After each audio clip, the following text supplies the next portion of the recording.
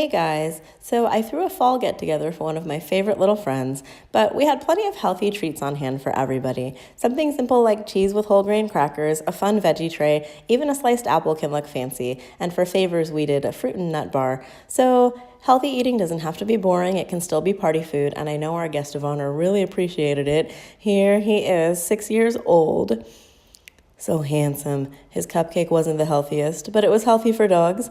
It had bacon, oatmeal, squash, and then the frosting was pumpkin. There was also some purple sweet potato stuffed inside there, and he was a big fan. But who wouldn't be? So happy belated birthday to my doggo. Getting back to my week 7 update, I went to the park last Sunday and took a Zumba class. It was super fun. Really enjoyed it. I also taught a Zumba class.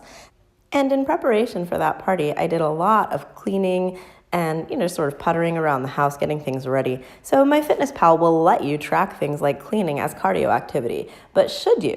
That's a question a lot of clients come to me with.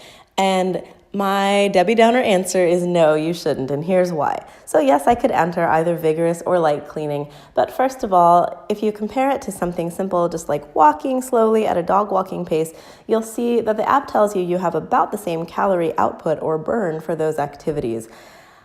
I'm not doing house cleaning on purpose to get my heart rate up. It's not making an impact on my fitness level, and while I am burning calories in a sense, I am also burning calories just being alive. So I can enter the calories I'm burning by just cleaning my house or, cooking dinner, walking to the refrigerator, breathing, things like that. But the app has already accounted for your baseline level of activity, or if you're my client, your weekly output that I've factored in for your caloric needs.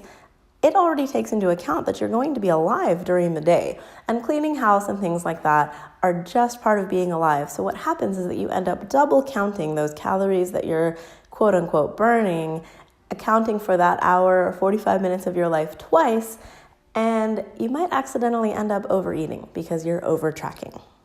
All in all, it was a great week. I got in all my cardio, all of my strength workouts, felt great about everything, about my effort level. I'm looking forward to kicking it up another notch this week, and also to sharing more of my meals with you since I'll be doing daily vlogs. Make sure you like the video if you like the video, and subscribe if you want to keep up with Vlogmas and my weekly Sunday updates on how my progress is going. Thanks so much for being here.